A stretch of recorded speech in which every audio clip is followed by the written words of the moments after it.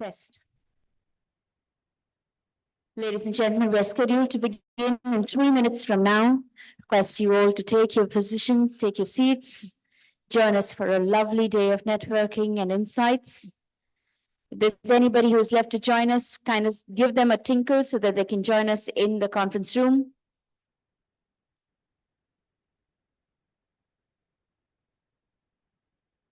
Test. Ladies and gentlemen, we're scheduled to begin in 3 minutes from now.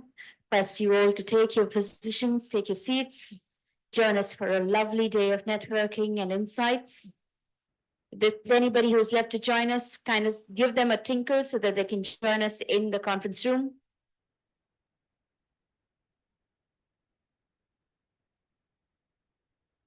Test. Ladies and gentlemen, we're scheduled to begin in 3 minutes from now. Request you all to take your positions, take your seats. Join us for a lovely day of networking and insights. If there's anybody who's left to join us, kind of give them a tinkle so that they can join us in the conference room. For those of you who are wondering if I'm not saying anything here, how you're listening to me, this is the live test that is going on for our sounds to go live on YouTube.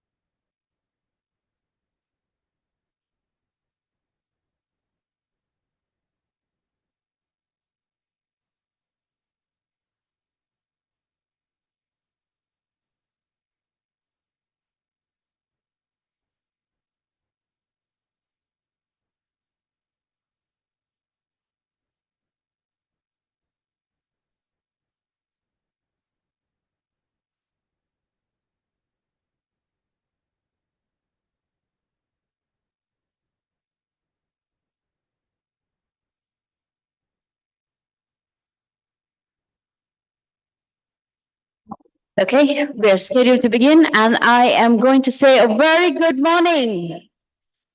Oh, that sounds nice. This is better energy than yesterday. I think this is to do with everything that we had post 8 p.m. and this morning at 7 a.m. Correct?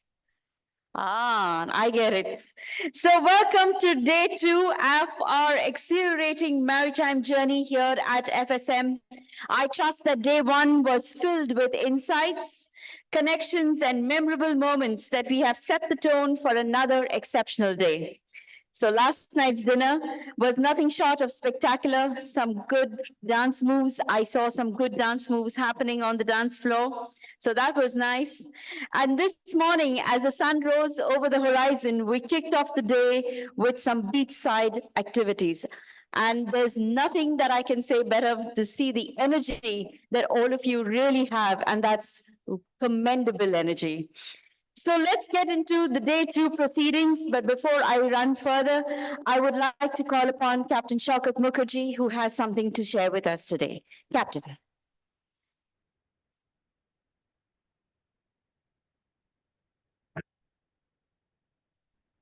Welcome again, day 2, ladies and gentlemen. Yesterday was an engaging day. We did a lot of things, a lot of learning, a lot of takebacks, and even today is going to be filled with engaging sessions. We have a panel discussion. We have the Director General of Shipping who's landing as I speak now. He will be there in about an hour or so. We have a few presentations, single presentations, as well as a great panel discussion, which is going to be moderated by Captain Tandon. And then we have a seafarers section where seafarers can actually talk about, about their issues, and we have people who will answer. But before I go into the day's proceedings, I would like to share a moment, and I didn't want to start the day with sadness, but I think I owe that person. We all owe that person 1 minute silence. I'm talking about Punendu, who's left us. He was one of us, and I think I'm doing this is my first event after his passing away, and we were all there at the prayer meeting.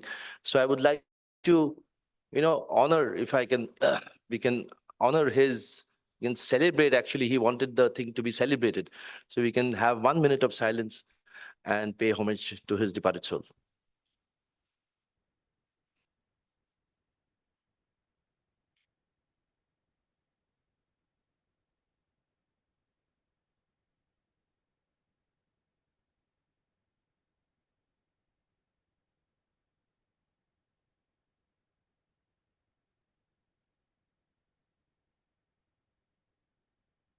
Thank you. Thank you very much.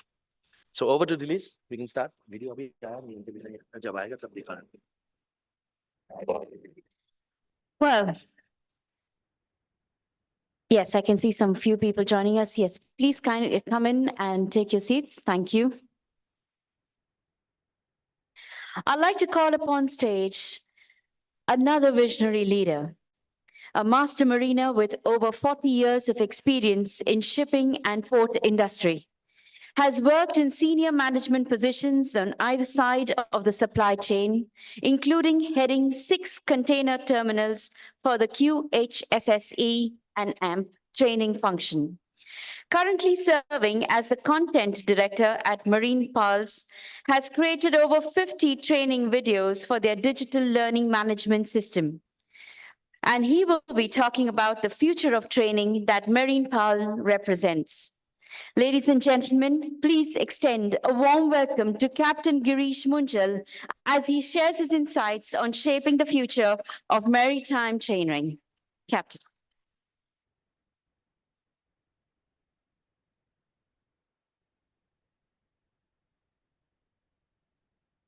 Thank you very much for that introduction. Good morning, everyone. I have been given very strict instructions from Shaukat that because people have got their flights, so I must constrain my session to 15 minutes. So I'm going to go and dive right into it. So I'm a part of the Marine Pals team, and I'm going to be talking to you about our digital learning management system, which is the future of training. And before I do so, just to get an engagement with you all in the context of future of learning, I have 4 questions for you all.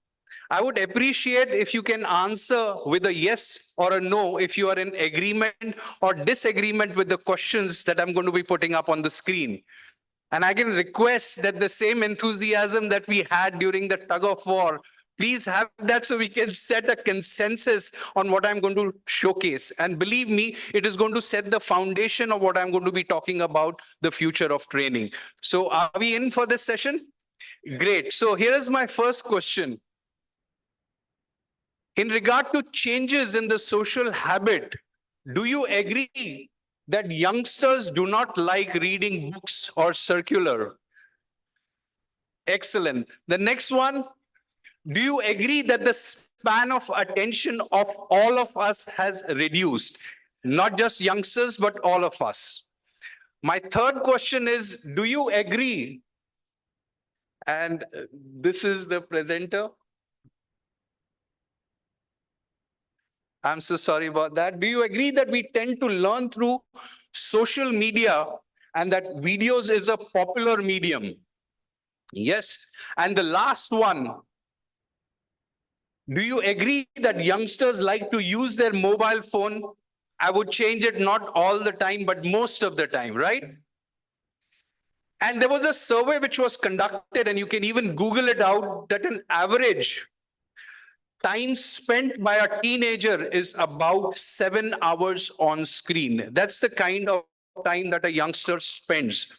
And now I don't even think it's about to do with the youngsters. Most of us do, whether it is to scroll through our messages, social medias, or even interact with each other on WhatsApp. There is a lot of time that we spend on screen.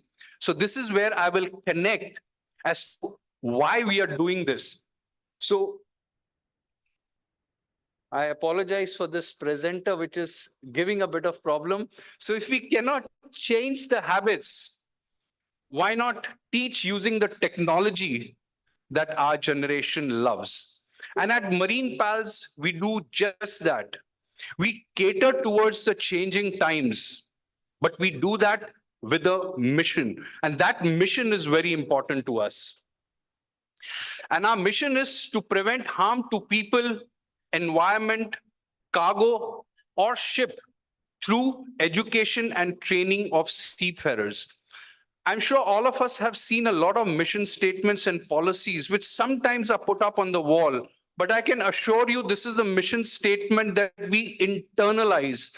And our entire team and the content stems from this mission statement. Let me briefly introduce you to our team members.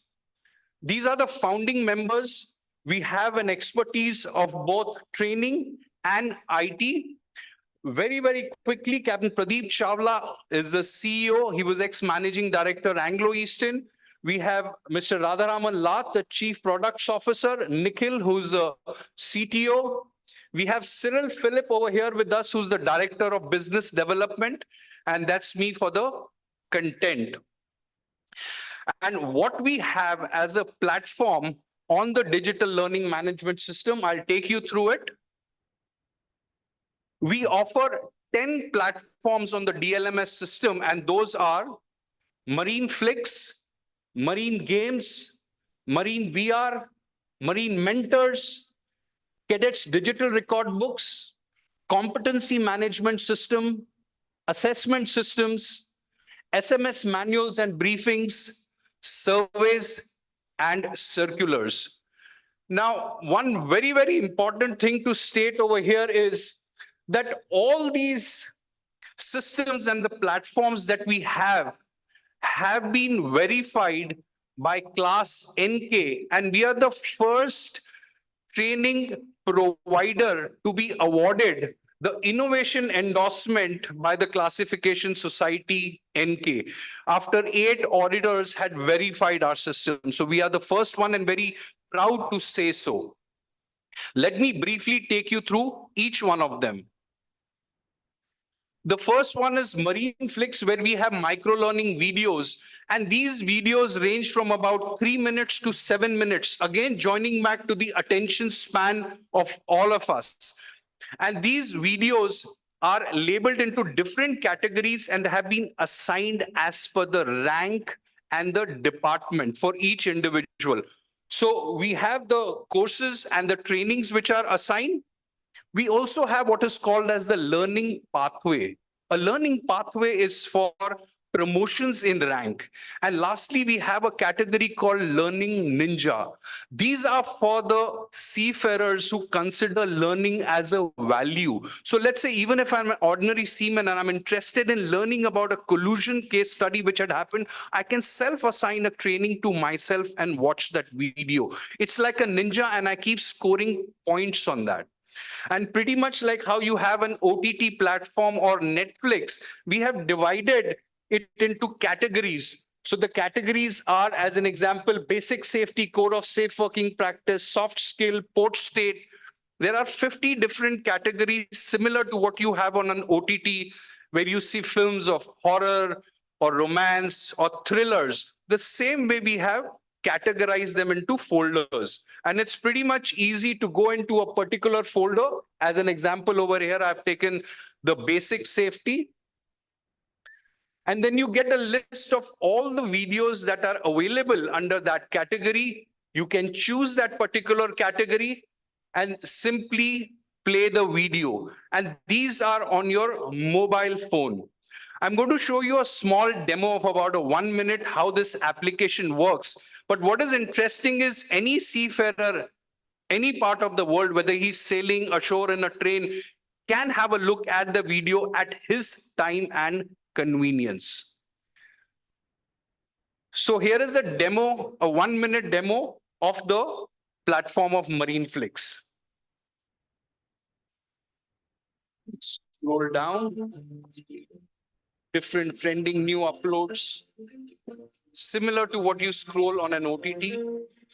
The top are our other platforms, which I'll be coming to. These are the categories. And then you select a particular categories, you get a drop down. You select a particular film. Here it is importance of fire dose. A fire door can resist fire for a specific amount of time. For example, A-class fire doors can prevent passage of flame and smoke for 60 minutes. B-class fire doors can prevent passage of flame for 30 minutes.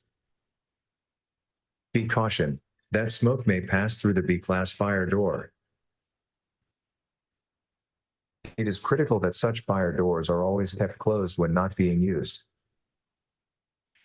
So just because this has been recorded in portrait, you are seeing it, but needless to say, if you turn your mobile phone, the screen will cover and you'll get it in a complete landscape mode. Now, as each seafarer or even the shoreside staff watches a video, they can check their progress on an analytics of what are the trainings that have been assigned to them, what are the trainings that they have completed, what are in progress. And as much as an individual can monitor his progress, the captain can monitor the progress of his complement on board the ship. The vessel's manager can monitor the analytics of the fleet. And if an external organization so wants to check, they can even get to understand the learning mindset of the company. And there is where the learning ninja comes in, that you're doing more than what you are required to be doing. So these are all available in the form of analytics. Let me move on to the second application, which is the marine games. Now, the objective of marine games is the identification of the PSC deficiencies, and we have another one, which is a mandatory one, hatch cover training. The interesting part over here is that the seafarer has to identify the defect, as an example, the bubble over here in the magnetic compass, and he earns points. And as he earns points, there is a leadership board and he can compare his scores with the other users. Also, yesterday we were talking about learning and then development. In this learning, the important part is the observation skills of the seafarer are also enhanced.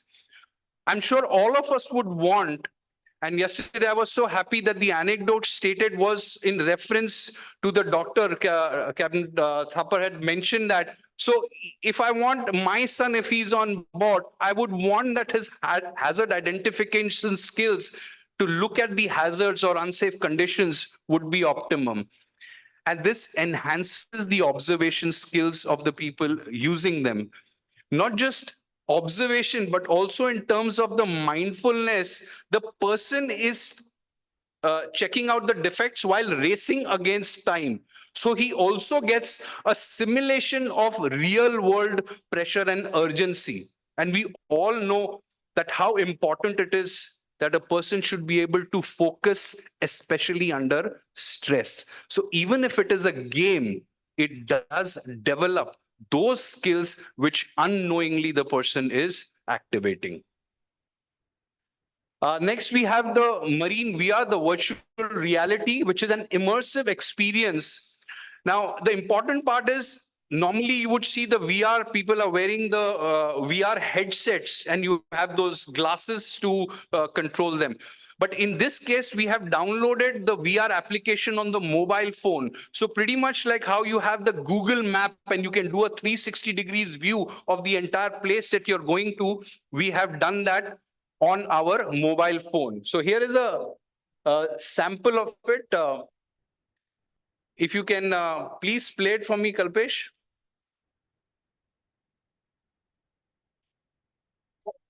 You are on the third Stranger. This is the collision bulkhead. The bulkhead at aft end of the forepeak tank We're just is scrolling the mobile phone. I've just bulkhead turned it and is meant to be and you a can second rotate barrier around that. in case of a collision. Acha, आप दूसरों का time भी मेरे पे join कर रहे हो यार.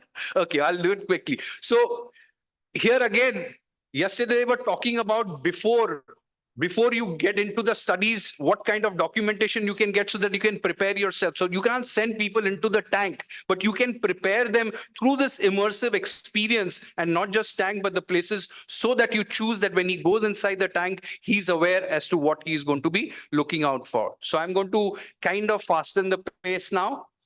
We have a competency management system, which is mainly for the tanker companies, where you require the 6 behavioral competencies and a part of the Intertanko and the OCIMF initiative. We have a platform for that. We have a platform for marine cadets, and these are the digital training record books for deck cadets, trainee marine engineers, and also now for the ETOs. And we are the only provider of digital record books for International Chamber of Shipping and Global Med. So this is something for a take-home, Praneeth, for you. We also have an assessment system platform mainly for recruitment and promotion purposes. Lastly, we have a marine mentors program. And yesterday we saw when Shaukat mentioned about the mentors, the generation gap. So we have a structured way of connecting the juniors with the senior professionals. And I'm going to take away home one more thing where they said that it's going to be a reverse mentoring where the youngster can also mentor the senior. So this is something, a takeaway for us. So we have a structured platform for it. Now, just to sum up, because this is the heart of our learning management system, I've just put a trailer of 2 minutes. But what is important that I wanted to mention is we just don't take in subjects from a regulatory or a code of safe working practice requirement. We also look at what are the industry happenings and make a quick in context micro learning. So I'm just showing you 4 quick small trailers of these micro learning videos.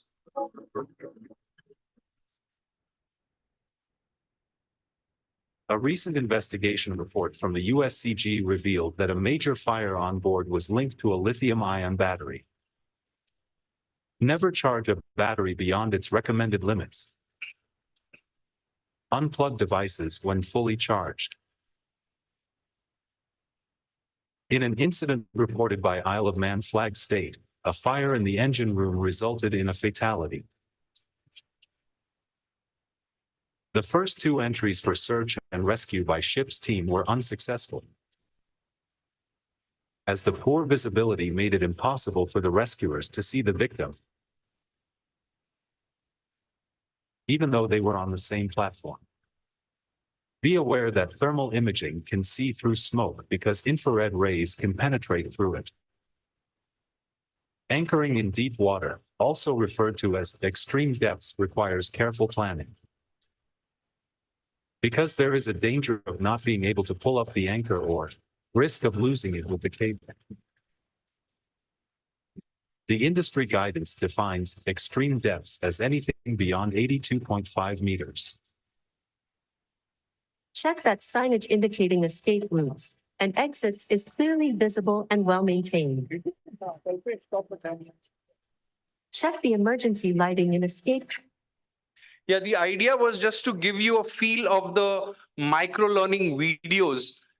And I just want to end it from where I started the future of training. With our 10 platforms on the DLMS, we are not just contributing in shaping and training for the future, but we are also trying to redefine how knowledge is acquired, shared, and applied.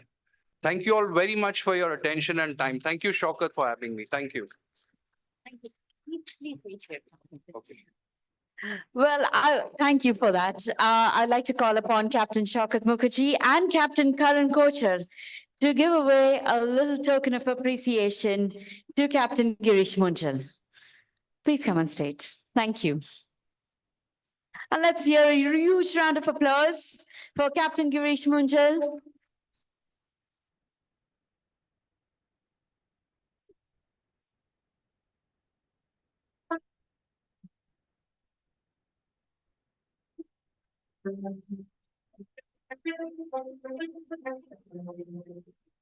Thank you, gentlemen.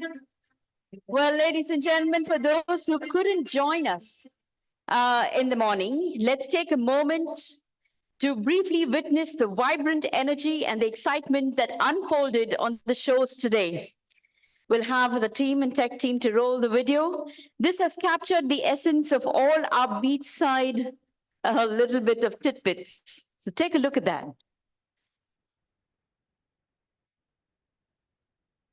And yes, the next time I'm sure we'll have a lot more people who will want to join us on the beach.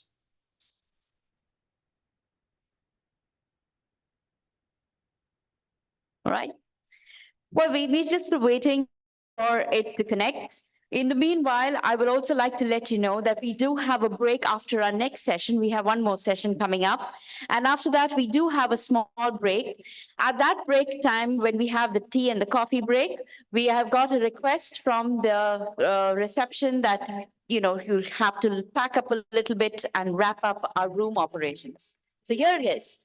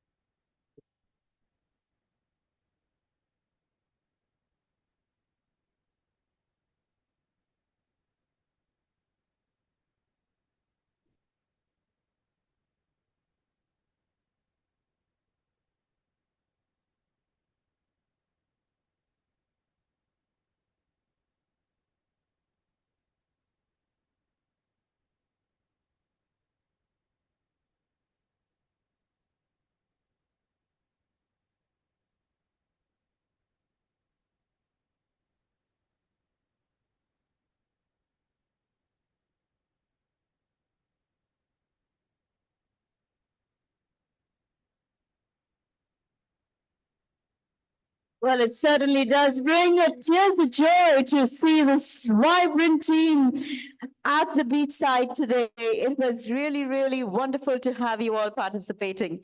Well, on that note and that happy note, let us move and carry on with our agenda for the day. We would like to call upon our next, of course, our team here on stage.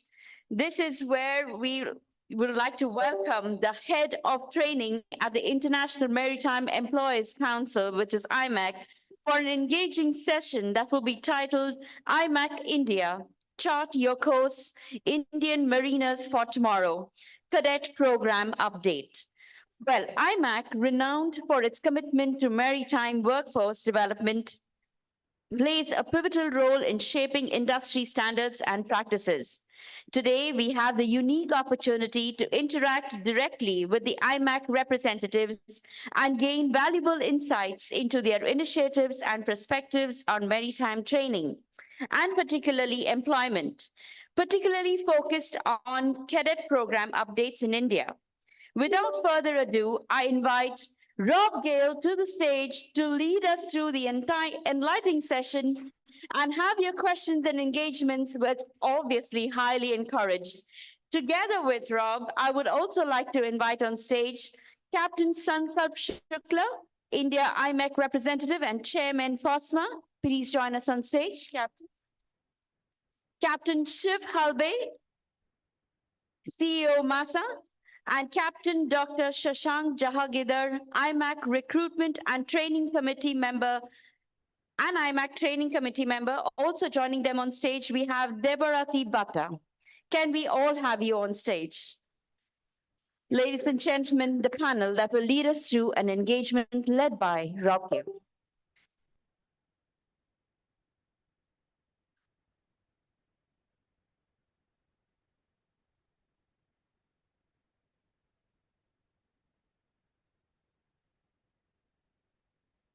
Morning, everyone. Morning, cadets, distinguished delegates, ladies and gentlemen.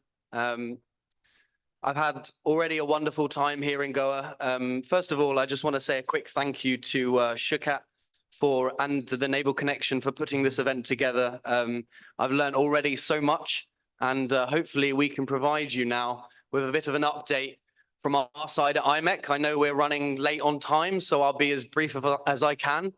But really, I want to talk about our journey in India with IMEC, and hopefully after I've provided a brief presentation, you can ask some questions for our panel here to learn more about what we do.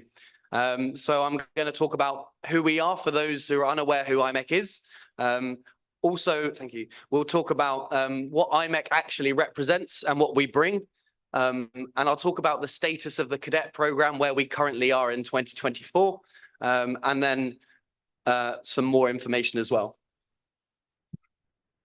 So just to briefly, for those in the room who are unaware who IMEC is, we are an NGO, we're a non-governmental organization, and we're not for profit, and we're the leading maritime employers organization. As of 2024, we currently have 279 of the world's largest and smallest ship owners, operators, and crew managers. There are some in the room who are part of IMEC, and that group, that family that we're building continues to expand, which is incredibly exciting. What do? We represent our members' interests in a number of different ways. We do that through industrial relations. We do that through our collaborative partnership with the International Transport Workers Federation, through a process called the IBF, which is a forum in which we discuss and negotiate workers' pay and conditions on board, which is one of our primary kind of pieces of work that we do. But also we have a training side. We have a training department which is run by myself, and that primarily focuses on cadet training programs around the world. So we have a cadet training program in the Philippines. This is now in its 16th year. We have graduated over 1,800 fantastic, bright young seafarers of the future. But also in the last year, we've started programs in other areas of the world. So we have a program, which I'll talk about more, with India, but also in South Africa. Not only that, but we focus on other training as well. So we focus on the full maritime ecosystem. We provide training for shoreside workers. So in the last couple of years, we've done training initiatives on training instructors and lecturers for the future seafarers. But then also we provide training for ratings in the Philippines. And also we've recently started in the last year a fitter training program in India. What does IMEC represent? I wanted to give a very short, brief set of bullet points into what we feel at IMEC is important to us. As I mentioned, we're not for profit. There is no profit making for us. The money that we take from our members goes straight back into seafarers. That is a really important point to highlight. We are sustainable in our cadet training program. And what does that mean? What that means is those IMEC members that are part of our process, they will request a number of cadets for us per year in each of those countries, and then we will train no more and no less. We never over subscribe. We never do that. That's not part of the IMEC ethos. Secondly, we invest in the workforce of tomorrow, as I mentioned earlier, with some of the training initiatives that we do. We provide seafarers and cadets, and also those in industry, with a voice. We're very collaborative, we're very engaging, we're always hoping to look at finding ways to improve the industry. We pride ourselves in promoting diversity in the maritime industry. Last year, we established our own DEI policy. And not only that, but in our recruitment and training committee, we also established a working group focused on improving working conditions and diversity in the maritime industry. As I said before, with our cadet program in the Philippines, we have a rich history in maritime training. This is not our first rodeo, as we say in the UK. And as I said earlier, we invest heavily in the entire maritime training ecosystem. We don't just focus on cadet training, we focus on broadening the skill set of all of the seafarers and mariners, whether it's shoreside or at sea. So let's just take a step back and talk about what happened last year when we brought our cadet training program into India.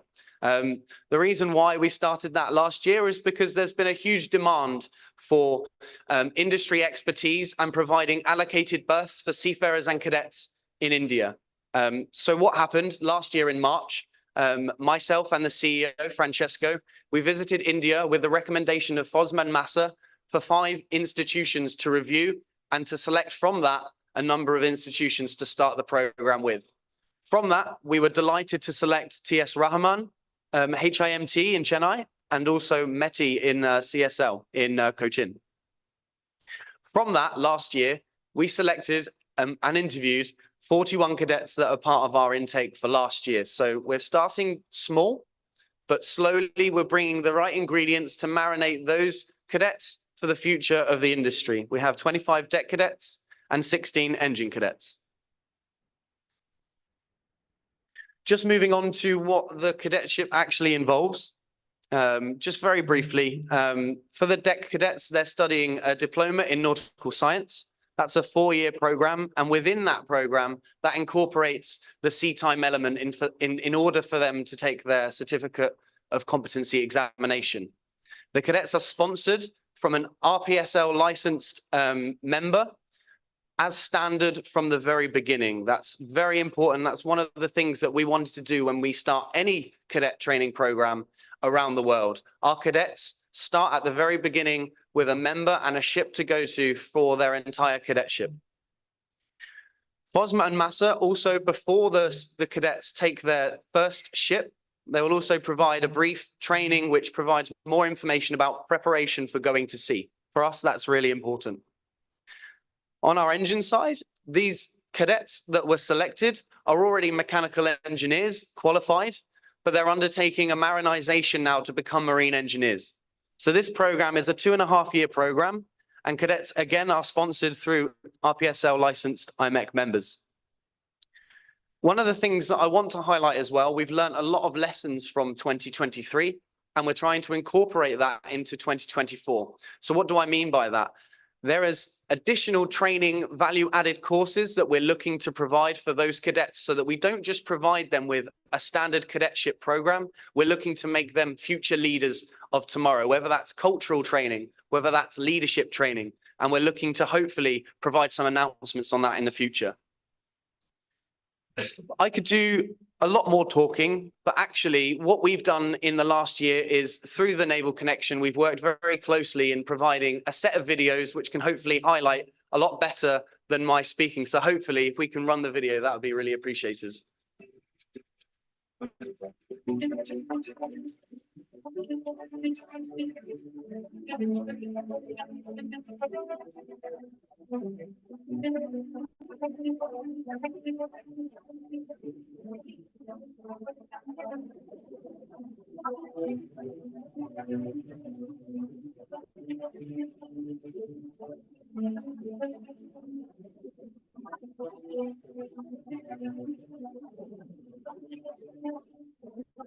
IMEC has brought in a lot of companies into METI by providing them the sponsorship required as mandated by the Director General of Shipping.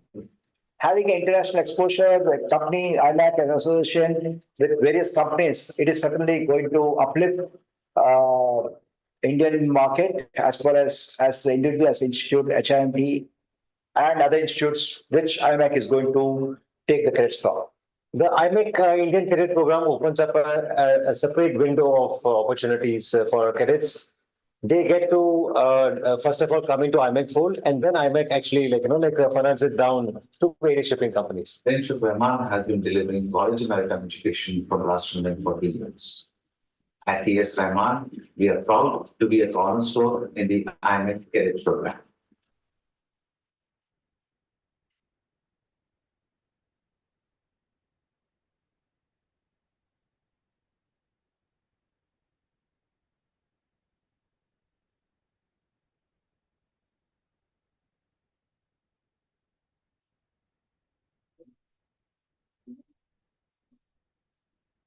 Hello, I am Devarati Bhatta. I am a fourth engineer and an IMEC representative.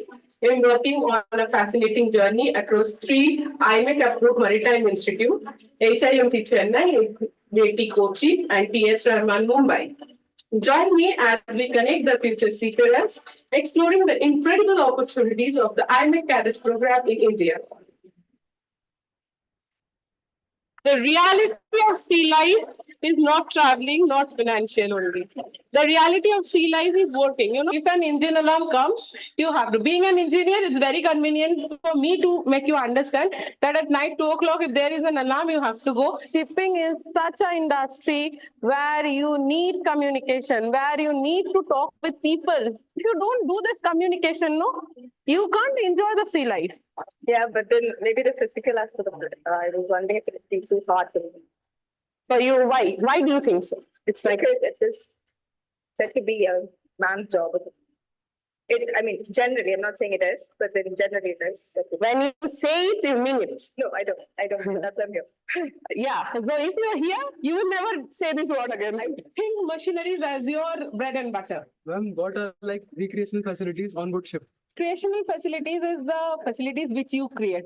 Recreation is not everything is recreation on board. If you enjoy your job, that is also recreation.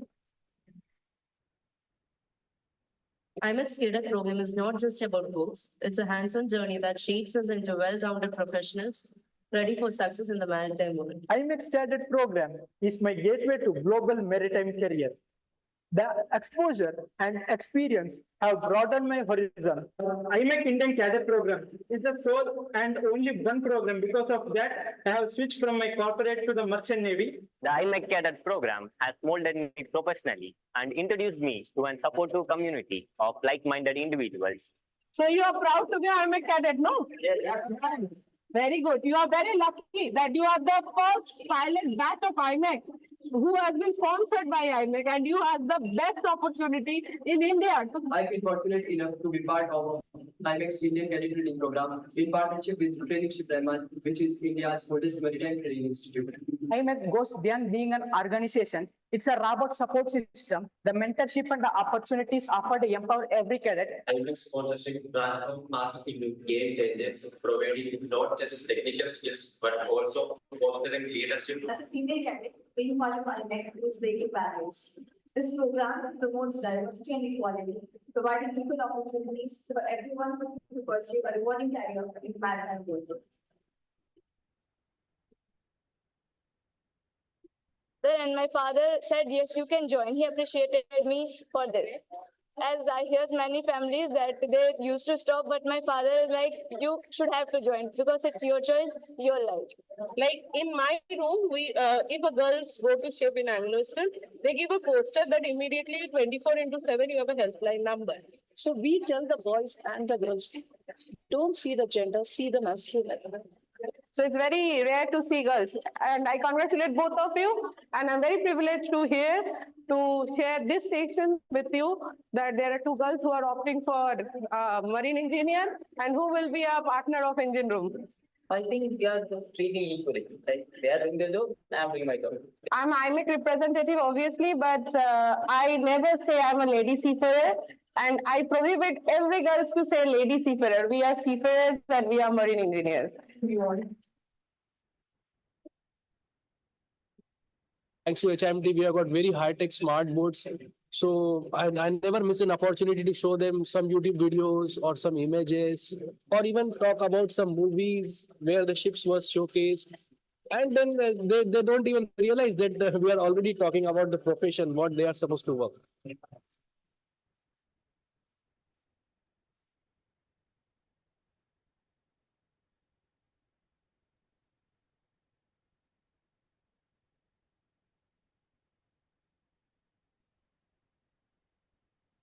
Guys, are you proud of your profession? Yes, we are IMEC cadets. Yes, we are IMEC cadets.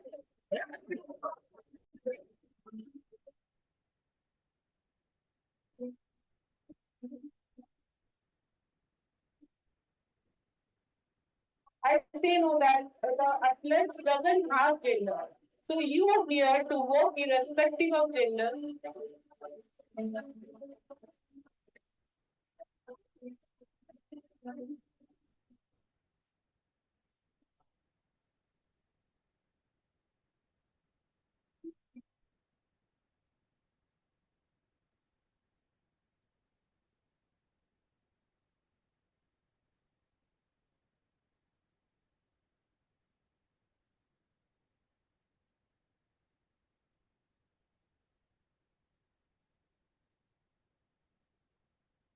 Yeah, thank you. That was right on the limit of the attention span that I took from the Marine Pals presentation earlier. So thank you for the patience. We appreciate that. But all of this that we've done from last year and what we're doing this year and into the future can't be done without a lot of our partners. As you can see on our screen, there are so many that have helped us already with this process. And I'm sure that in the future, we'll have also many more partners to help us on this journey. So one thing I just wanted to do very quickly, I won't highlight them all by name, but if you're part of one of these memberships or you're also an IMEC member or cadet, if you can please just stand up on in front of me so I can see how many of you are actually part of this journey with us. Please stand up. So those in the room, if you look around, you can see that actually this whole journey that IMEC is looking to create is a family. And actually, as you can see, almost half of the room is actually standing. So more than half of the room. So this is not just an IMEC initiative. This actually is focusing on all of the expertise across of India. So thank you all so much for all of your hard work in helping us create this cadet program. With that, really, I just want to wrap up, but we have some of our experts and some of our partners who are here, part of this program, and also I'm here to answer any of your questions. So please, I think there's some microphones that perhaps we can hand around the room. And if anyone has any questions, first of all, actually, Shiv, Sankalp, Shashank and Debarati, if there's anything you'd like to add to the work that we're doing in this cadet program.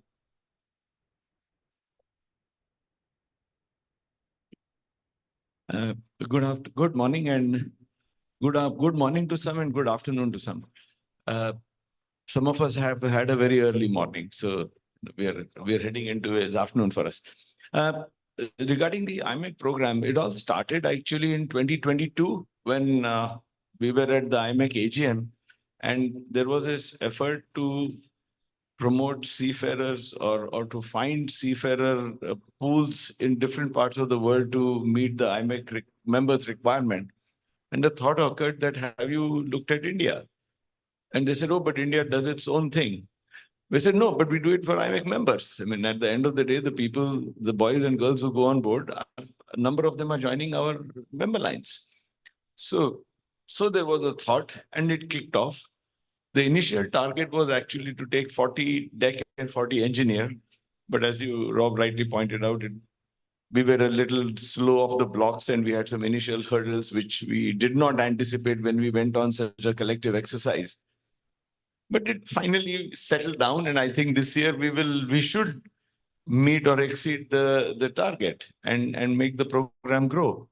And the underlying thing to this effort was our MIV 2030, which talks of growth of Indian seafarers from current level to another level, which is supposed to be 20% of the global number.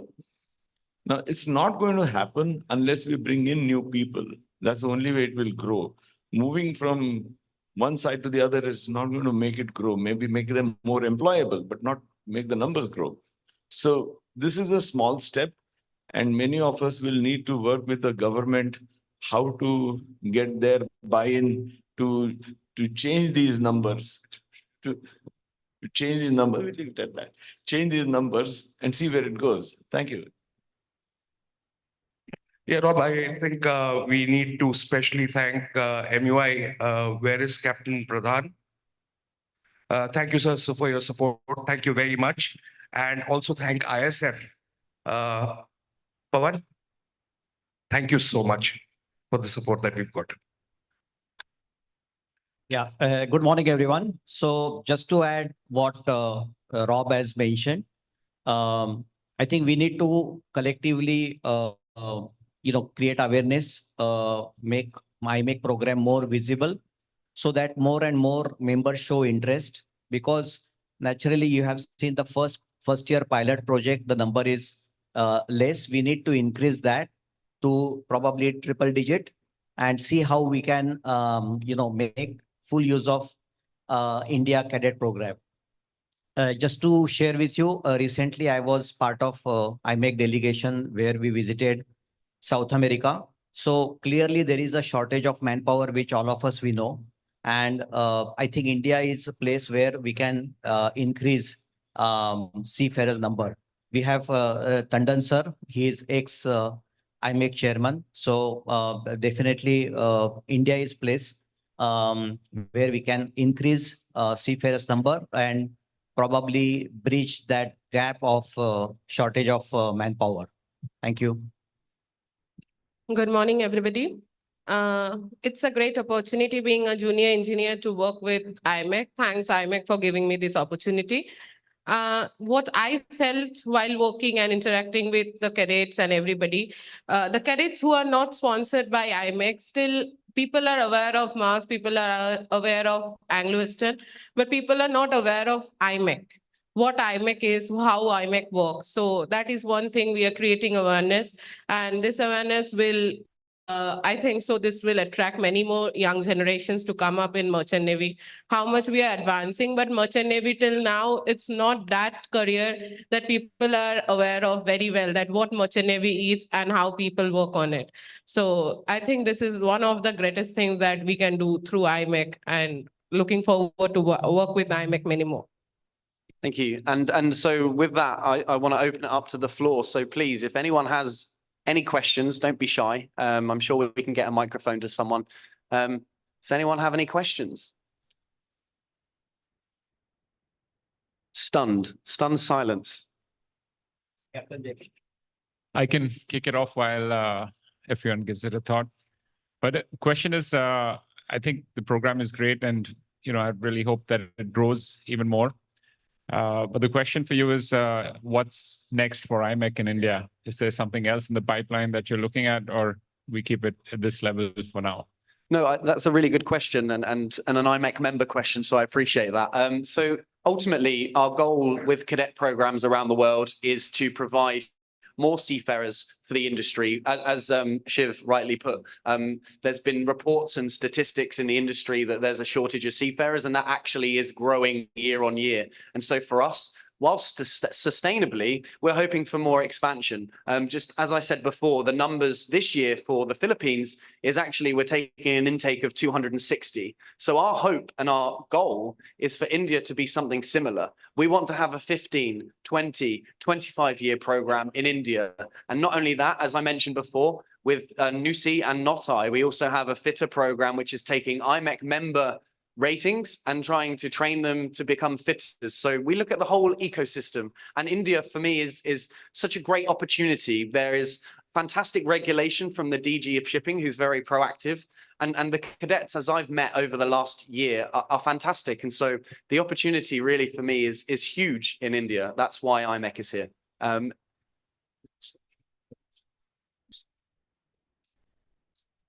Yes, and yeah, sorry, thanks, Sankar, for reminding me. Not only have we already started that program on marine fitters, but actually we're looking at other training providers like METI, who also provide a structural marine fitter that hopefully can help our IMEC members, because essentially our members every year tell us the issues with the industry. And one of those was there is also a lack of fitters. And so we've done our best year on year to provide our members with what they need. Ultimately, that's the goal that IMEC does. We're collaborative, we engage internationally, and we do the hard work so you guys don't have to. But yeah, any other questions? Rajesh, please. Thank you. Good morning. And I'd just like to re-endorse what Shiv Halbe said. I mean, India has a history of about 2,000 to 2,500 cadets intakes each year, with all the responsible companies and others doing the recruitment. What we don't want to see is that shift from their initiatives that they do internally as companies. And we've got Maersk and Bernard Schulte and several others over here, Anglo-Eastern, who have their very robust training programs. What we need to ensure is that you don't move some of your positions from there to there.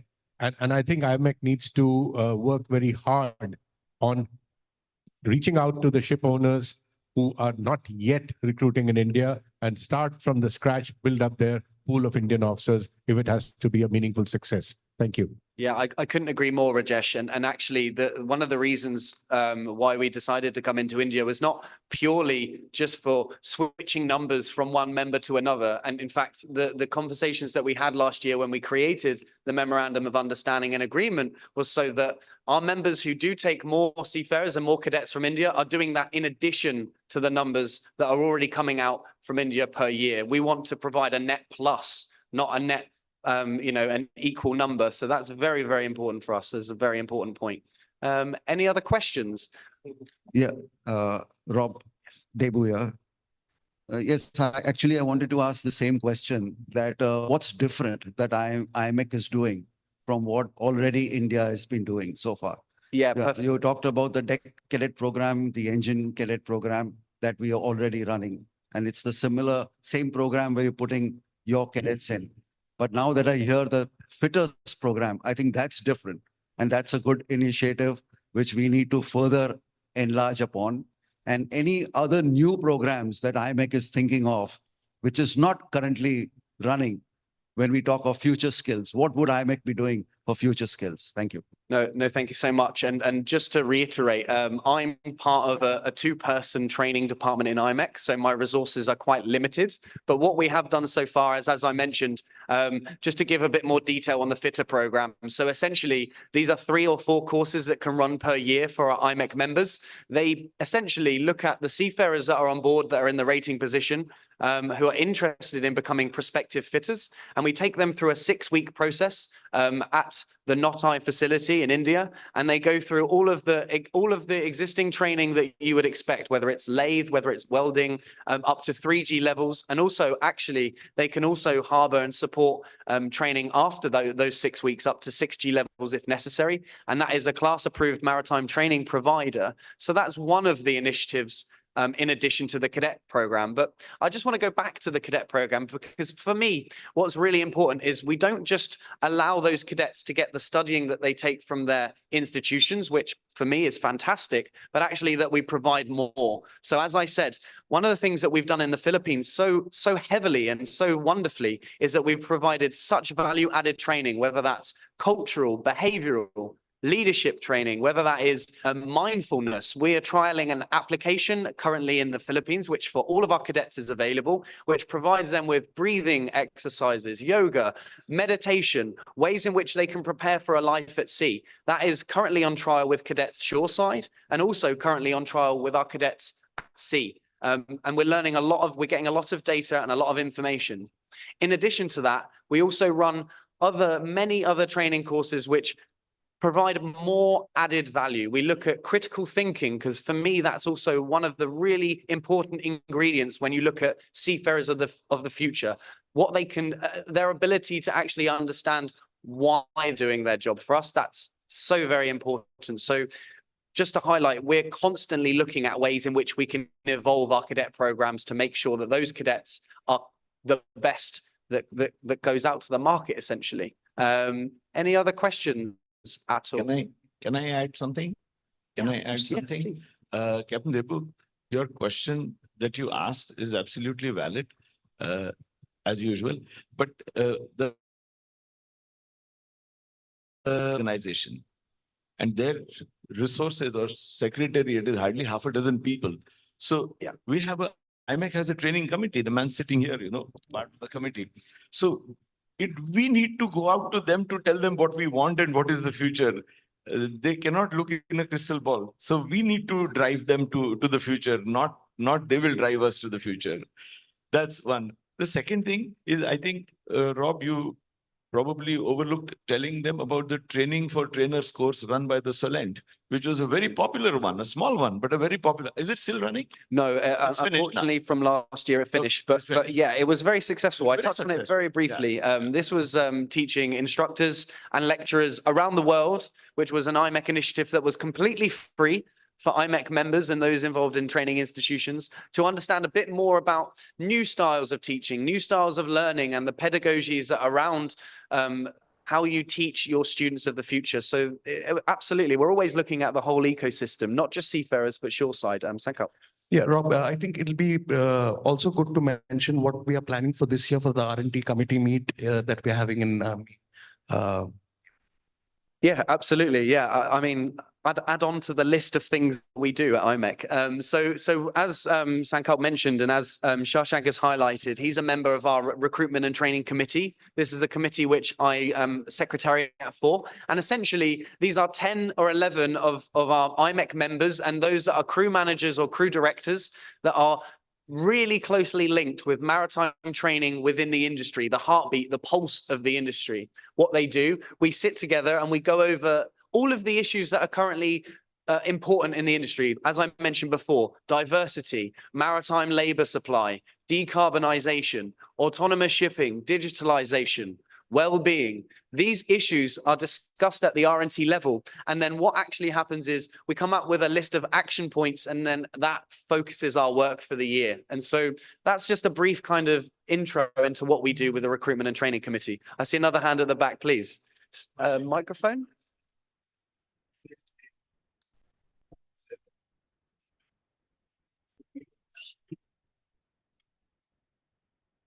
I think the direction is similar. We can do similar upscaling programs.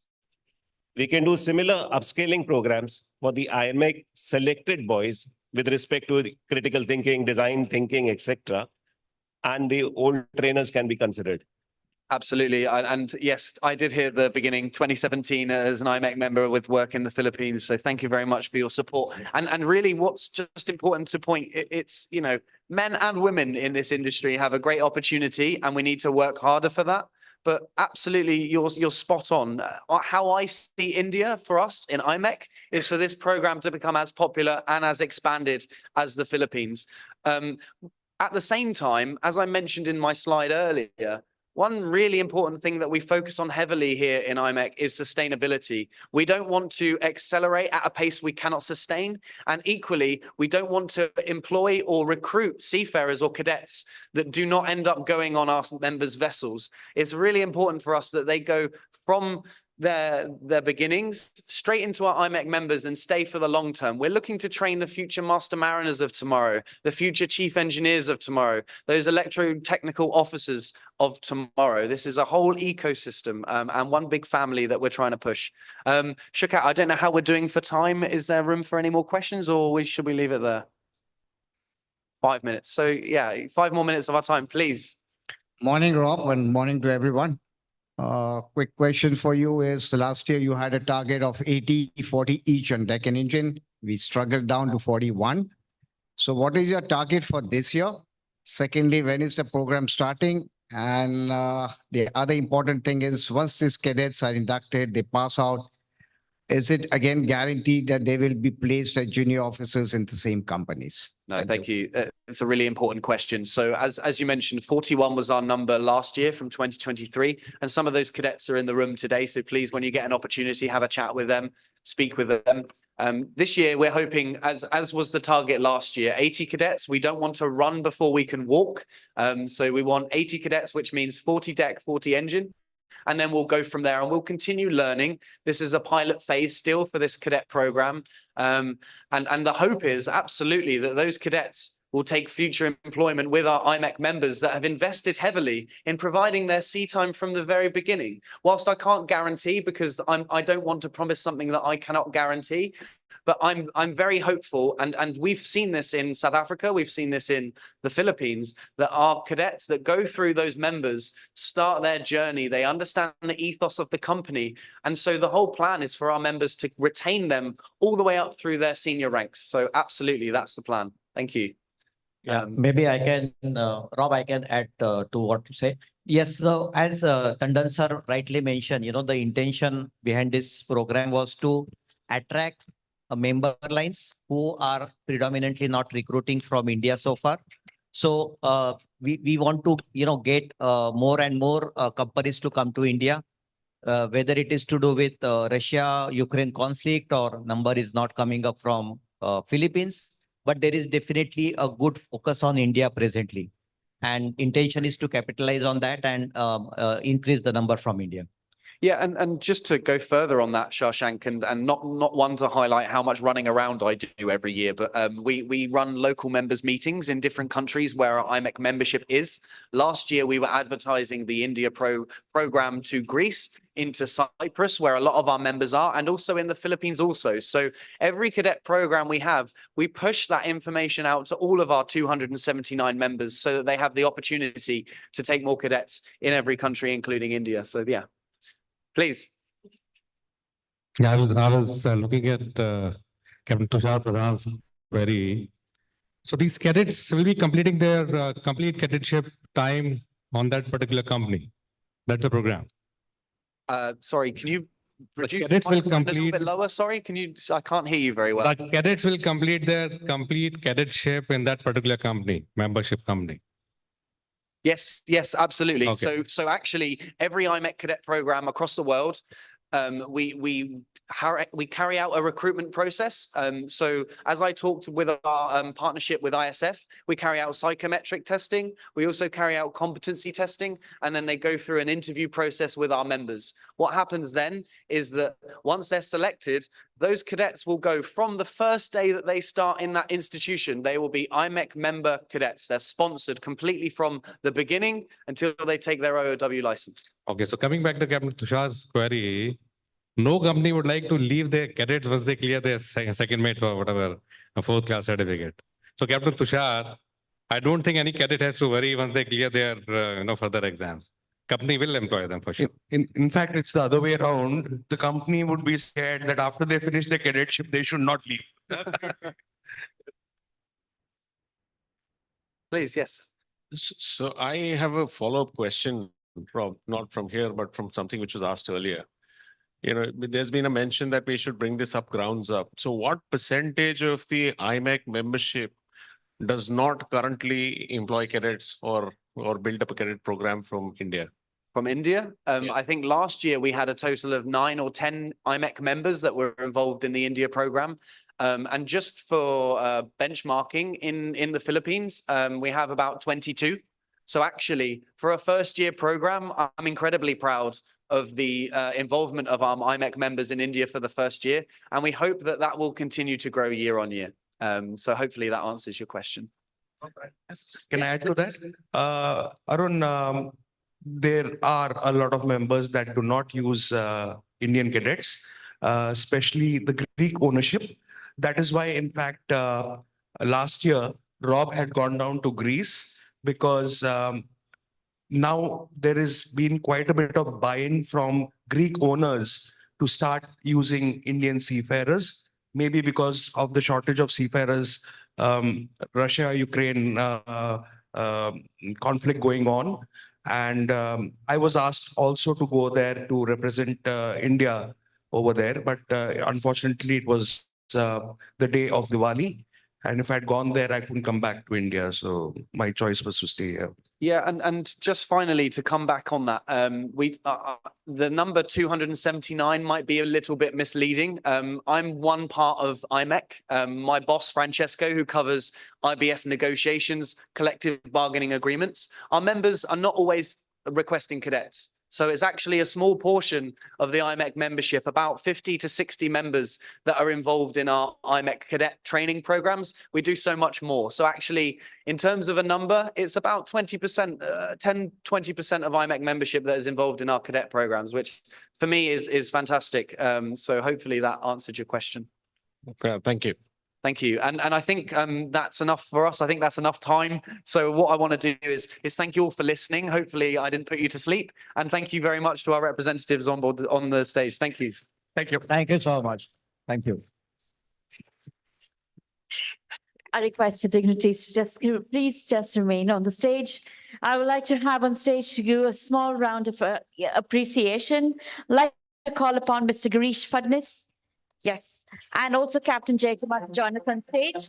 However, at this point, I would like to also welcome with us in our presence, we have the Director General of Shipping, Shri Shyam Jagannathan. So welcome to our forum at FSM. Thank you. Ladies and gentlemen, a warm round of applause to welcome our Director General of Shipping. In the meanwhile, yes, Mr. Girish Fadnis and Captain Jay Kumar join us as we felicitate our esteemed guests on the stage.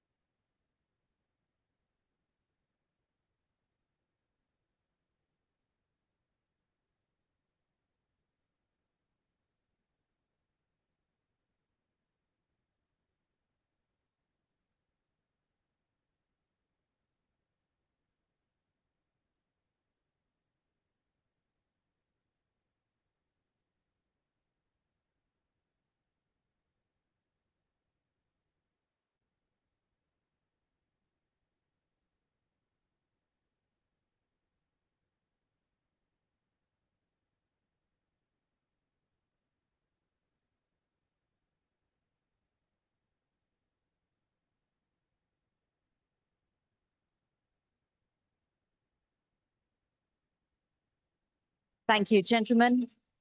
We would like to continue with our agenda. And as we do so, I would like to call upon stage a very distinguished guest among our presence here today, Shri Shyam Jagannathan, a distinguished Indian Administrative Services officer from the 1997 batch, assumed the esteemed position of Director General of Shipping under the Ministry of Ports, Shipping and Waterways, Government of India in July 2023.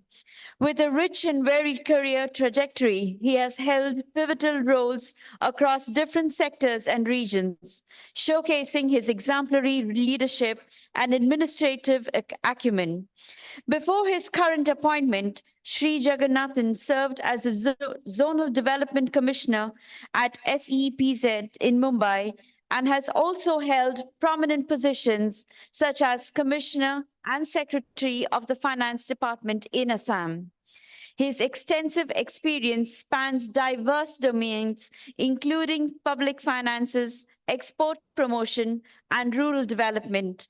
He's gained through his tenure in Assam, Kerala, and Meghalaya. Shri Jagannathan's multifaceted expertise extends to the sectorial exposure in areas such as animal husbandry and veterinary rural development, further enriching his administrative repertoire. Currently, he's spearheading initiatives to leverage technology for enhancing operational efficiency and implementing examination reforms to align with international standards, particularly focusing on the International Convention on Standards of Training, Certification, and Watchkeeping for Seafarers. Today, he will be speaking to us on major trends in India's maritime interest in Amrit Kal 2047. Ladies and gentlemen, I present Mr. Shyam Jagannathan, Director General of Shipping. So please come on stage and share your words.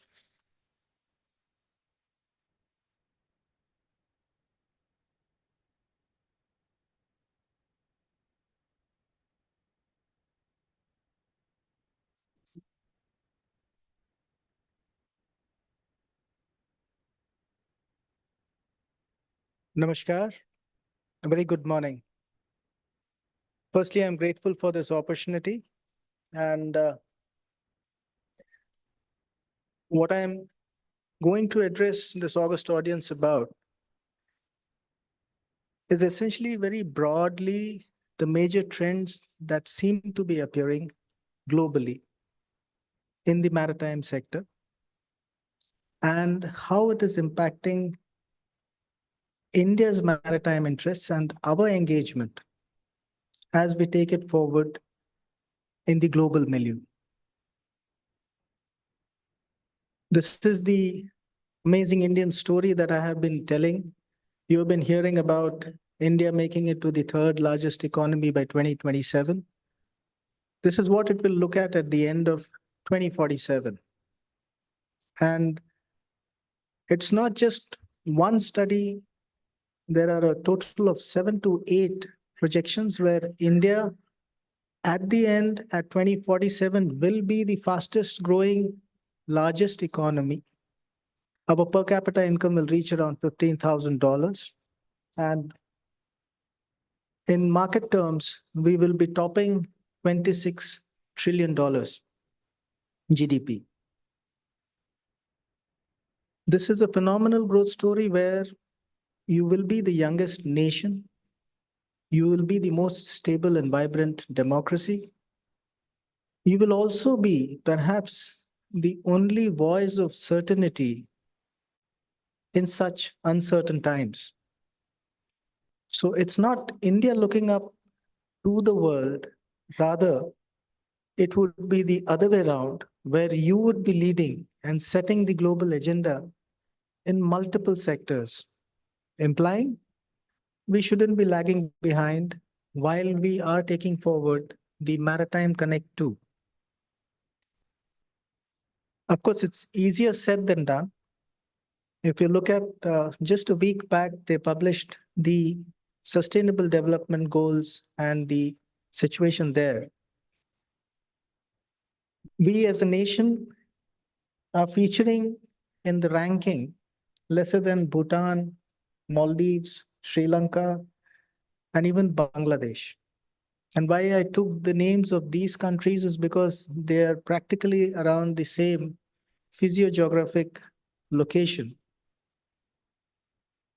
implying again that there is a substantial effort that needs to be done to bring the country, its citizens, to a certain level when it comes to these globally agreed, achievable goals meant for the entire humankind. A little bit of backslapping. I should congratulate all of you because you are all contributors to our maritime sector. This was the first ever IMSA's audit. And India has not only commendably demonstrated its compliances to all the IMO conventions and instruments. Suffice to say, there were no major observations, just 2 findings showing that we are compliant with the IMO and perhaps one of the most well-structured and organized maritime nation globally.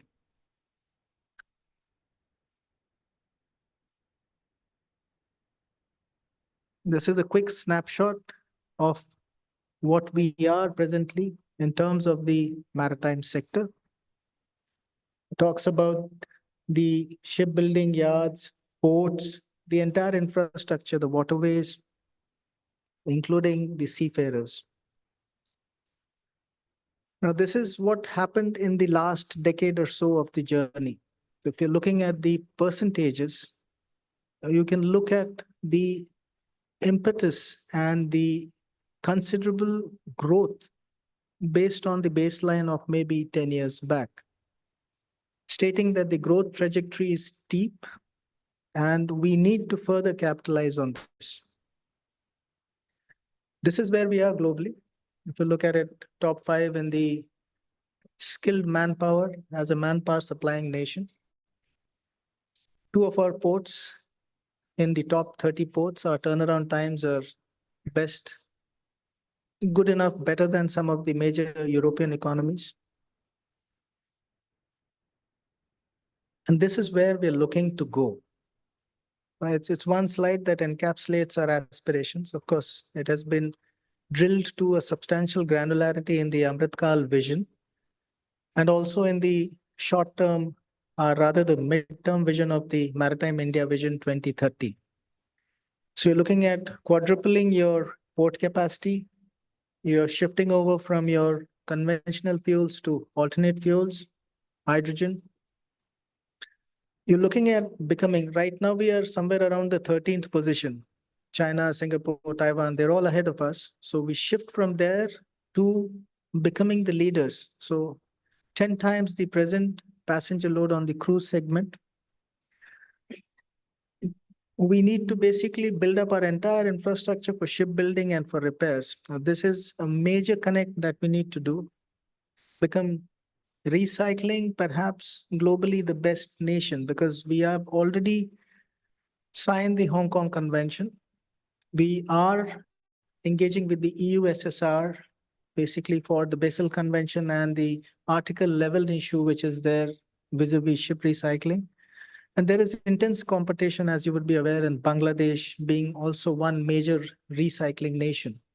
But it is a major sustainability pitch along, and the ecosystem that exists there needs to be built further. And a very critical 12% modal share shift. We are 6.5 to 7%. So more than close to 60% is on road.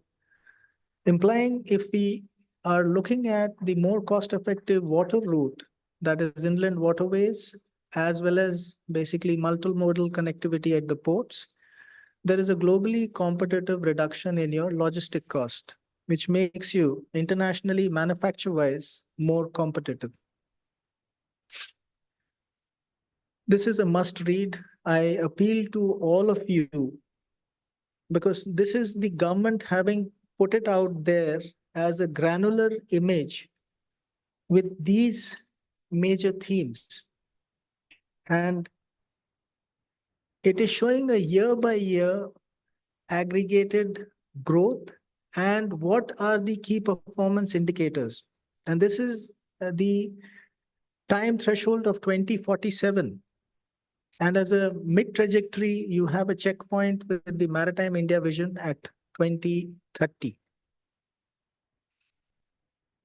I'll come to the uncertainty of times, something that would have impacted quite a few of you. This basically is a timeline on what's happening in the Red Sea.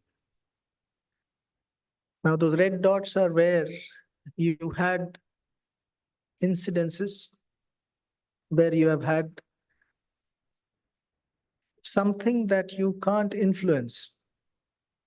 You can perhaps factor the weather.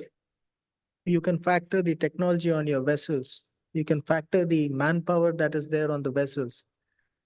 How do you factor geopolitical situations causing and precipitating a situation like this?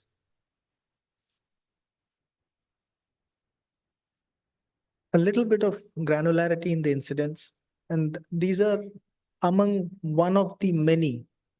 So if you see what happened with Strinda, it's struck by a missile. It ignited the cargo tank, and the firefighting effort by the shipping staff resulted in extinguishing the fire. You look at this, this was quite recent. This had a vessel of which has a crew of 20 people. And the aftermath, I would want to request you to put your hands together for this very commendable work the Indian Navy has done.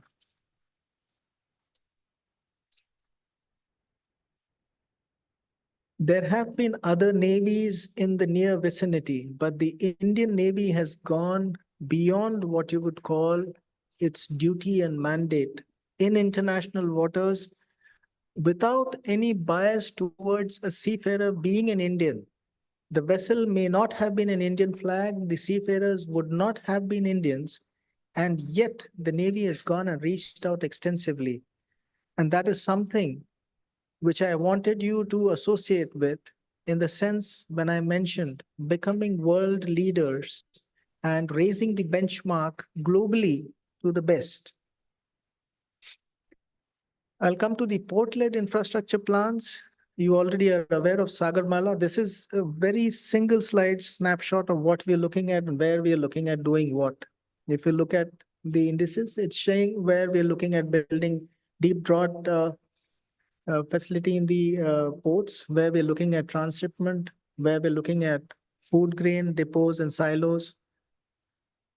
Essentially, putting on record the infrastructure mapping and how that is being done to gravitate private capital and private initiative to capitalize on this readily available, very focused template.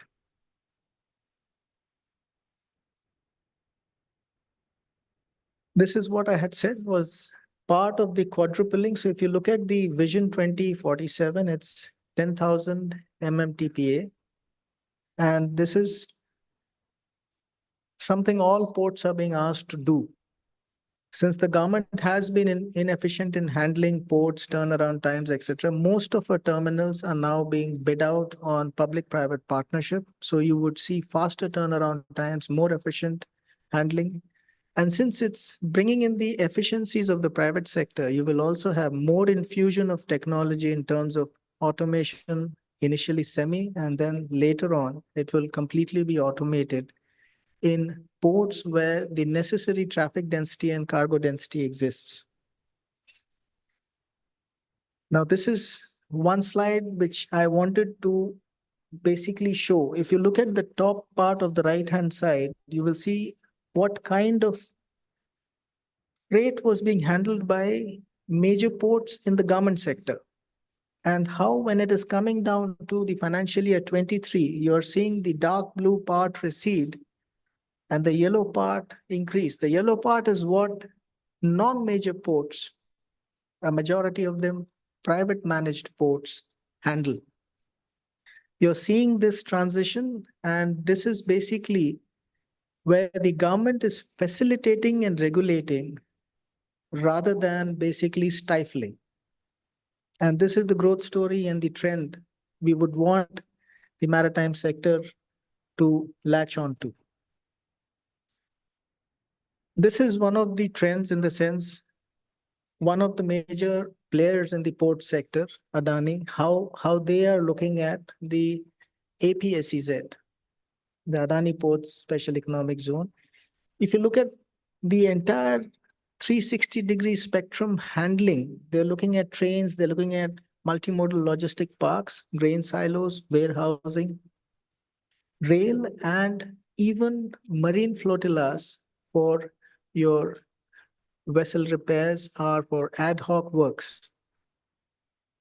The basic idea is provide the right kind of a mix of smart, effective, and professionally efficient infrastructure to handle the port operations and give connectivity from the port to the hinterland so that you have the present emphasis on port-led industrialization, better port connectivity, better receipt of cargo, evacuation of cargo, clearances.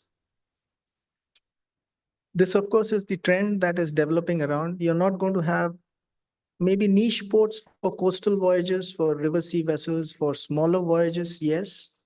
But you are looking at mega ports happening, and they're happening globally. So also would they turn around and happen in the Indian coastline too. This is a bit of propositioning as to how we are pitching ourselves along the global maritime routes. If you're looking at why we are looking at us as a transshipment venue, where we are pitching ourselves, and how do we handle both eastern and western coastline. Of course, the slide says east and west the other way around. I could notice that smile. And if you actually look at it, it says XX% of, so it's still something where even perhaps the geography is not right. So, but the intent is there. This, of course, is again, while ports are becoming bigger, so also will the vessels become bigger. Each one of you who are major fleet operators are already latching on to this. So you have bigger mega vessels, and that's where the future lies.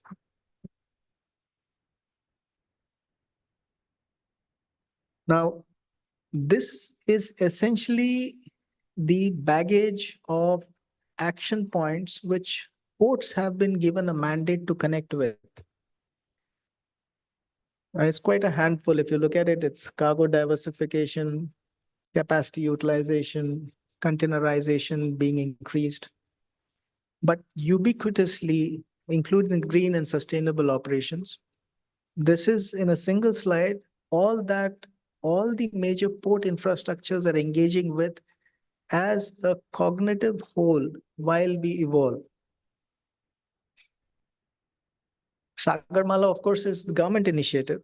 And why I have put it out here is, you can see the phenomenal amount of work and the kind of capital that has been put in. Government is demonstrating commitment in the maritime sector. Yes, admittedly, it may be port-centric for now, but as and when the port economy stabilizes, the shift will deepen further. And this is what I meant by the deepening. The Prime Minister's Gati Shakti is now in its primary steps of infancy. But if you look at the right-hand side, it has 7 engines which are driving the Gati Shakti. This is globally the single instance of a geospatial platform being used cognitively for decision support system and for prospective planning, meaning you're not going to have a bridge where it is not needed. You're not going to have a port where it is not needed. You're not going to have the necessary energy supply lines where it is not needed. The entire infrastructure framework is being streamlined using this to ensure faster, quicker turnarounds and a better, if I may be permitted to use the phrase of bang for the buck for capital spent by the government.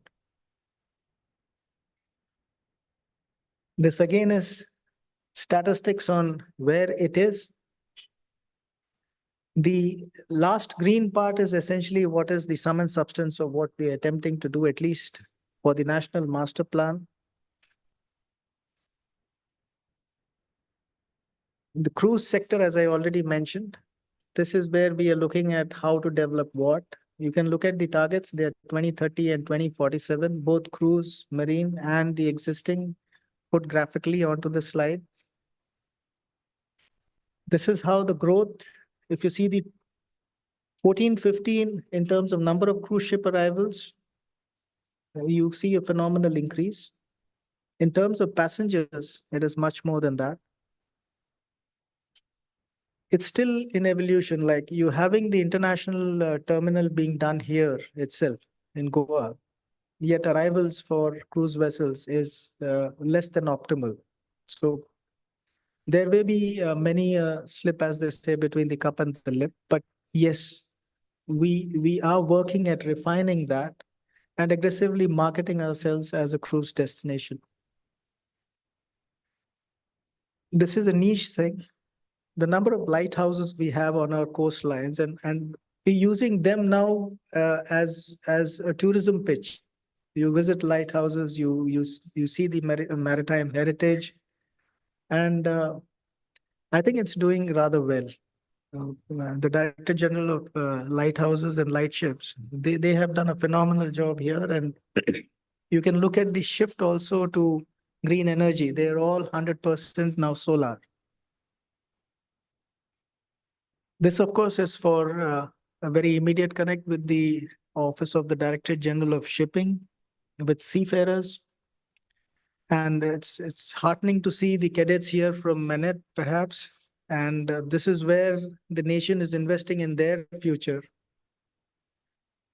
So you can see, as of now, women seafarers are just 0.02%, but we need to increase that. Quite a few of my esteemed colleagues in the industry working on that. Captain Kocher is there with the Equal at Sea initiative of Merck's. Very phenomenal global benchmark of a diversity, equity, inclusion plan, which I have been examining quite closely, and also setting up state-of-the-art training with AMET. Similarly, also Anglo-Eastern is here. OSMA is doing this. So the idea here is all of you need to continue doing the good work, because we are heading to becoming one of the topmost seafaring and skilled seafarer supplying nation to the global maritime pool. This, of course, is the pillars on which we are building the story. So quality maritime training is something we're working for. Improving the onboard placements is something that we are working on. Looking at careers at sea and the seafarers' welfare and coverage. This, of course, is all from the Maritime India vision, and I will not spend more time on this. This is what our heritage and history is incorporating. And this was something which was a global first, and something that we need to keep building and reiterating. This is an initiative where we need to ensure equity, in the sense a lady seafarer feels honored when she is on board or offshore.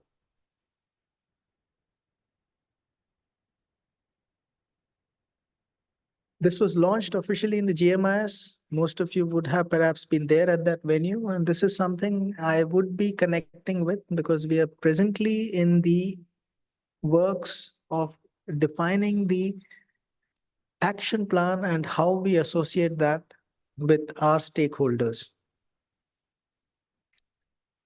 This is something we are working on, so that whenever you have the incremental increase in seafarers, so also would this immense infrastructure have to be provided for. You have some of the major unions here, and there have been painful instances where you do understand and appreciate that seafaring is at times not a very simple and a straightforward profession. And that is where the safety and the welfare connect has to be given primacy in our approach. This is what we are proposing, along with the ports, wherever we can standardize the entire infrastructure, so that the seafarer feels cared for, not just on board, but also on shore.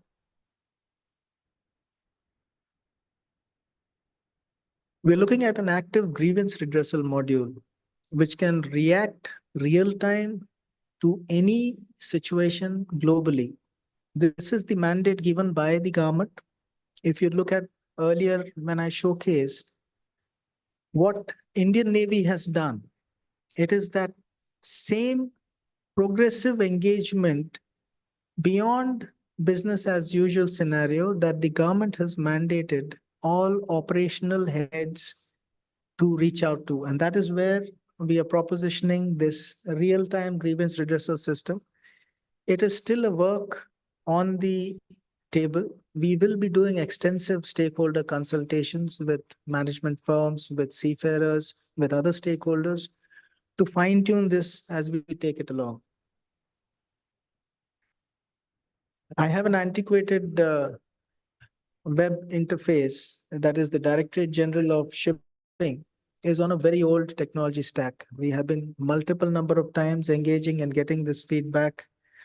And the problem here is government procurement systems have a lag time. That gestation, I would request you to be kindly patient with us. We can't replace it, because if you look at the red arrow, at any given instance, even while I speak, there would be close to 3,000 to 4,000 concomitant users on this website. And I cannot just, it's like a bypass surgery. So if I replace it and I do it in a hurry, I will be causing more of anguish and pain in the system rather than anything help. But as I said, while we're working towards an effective grievance redressal system, we are also upgrading the entire technical platform. This, of course, is the architecture. I'll not spend much time. This is some of the successes we have had with what we term technically as criminalization of seafarers, again precipitated by geopolitical circumstances outside our control, where they get stranded. In this instance case, this was with Advantage Suite. The whole crew was brought back after a continued perseverance and multiple rounds of negotiations and reaching out eventually. And this was a success last year, but things keep happening. We now have a similar kind of a set of 22 people in custody in the same country, and now we're going through again the process of securing their releases. This, of course, is something I have just started advocating. Some of you have built well-being modules on this. Yesterday, I was in a program where Dr. Mickey Mehta he's an eminent personality in Mumbai. And generally what is said is, he says, come get Mickeyized. Now, he's 62 years of age. And believe me, he looks 10 years younger to me.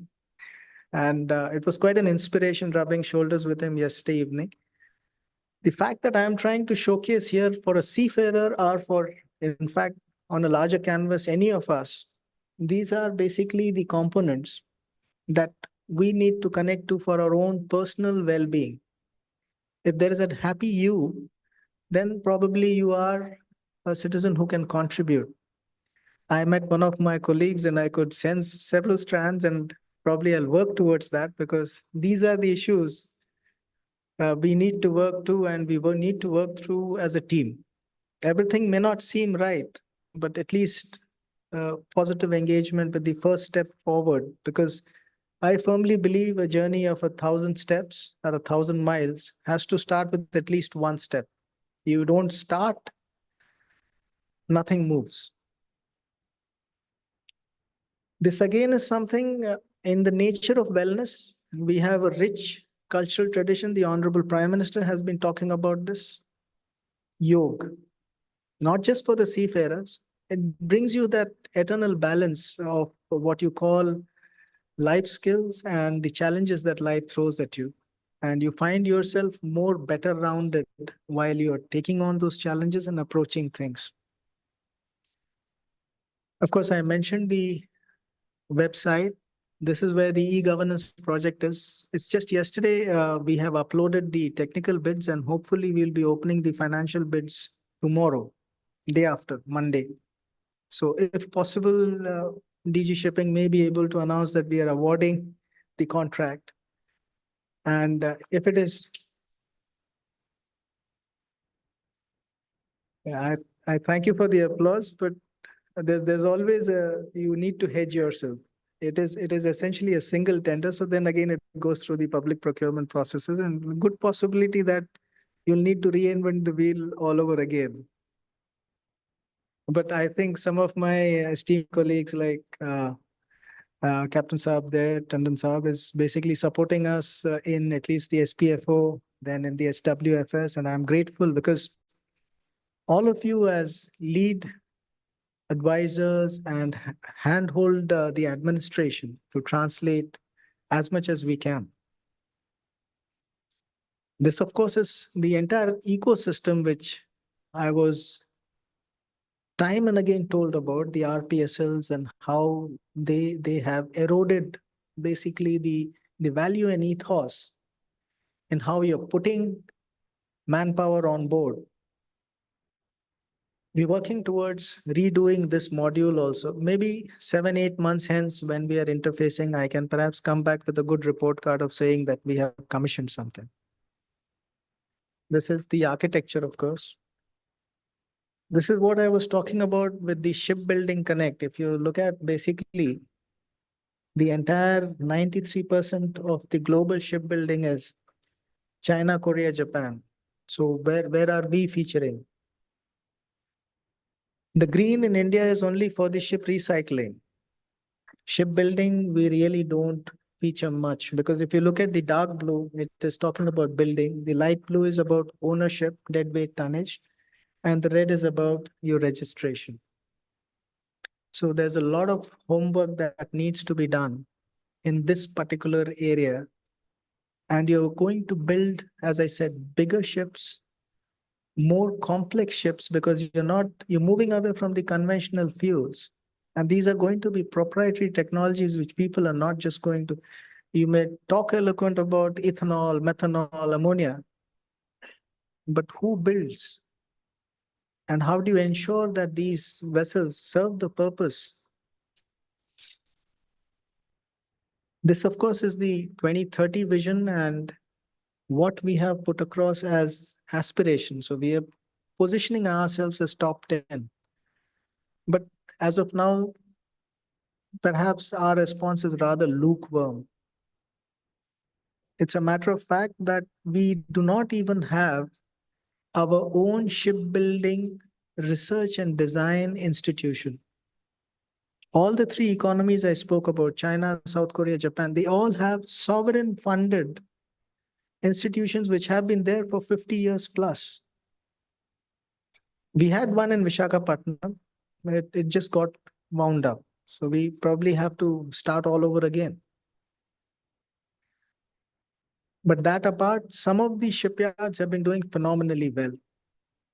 This initiative is something which again is a global first. Cochin Shipyard is leading from the forefront. This is again, it's India's first fully indigenous hydrogen fuel cell catamaran ferry, very recently inaugurated.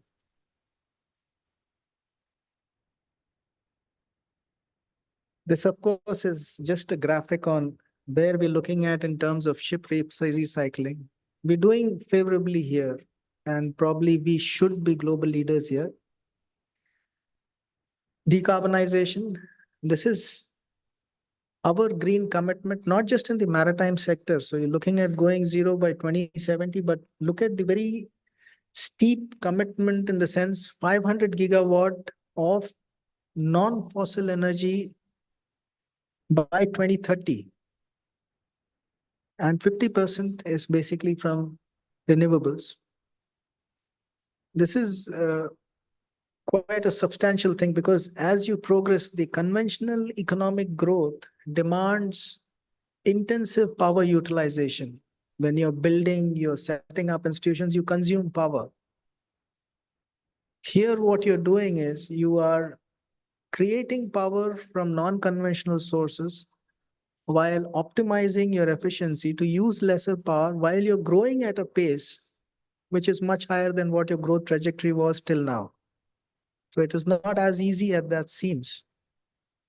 This, of course, is the IMO and how in the maritime sector, the global connect is on decarbonization.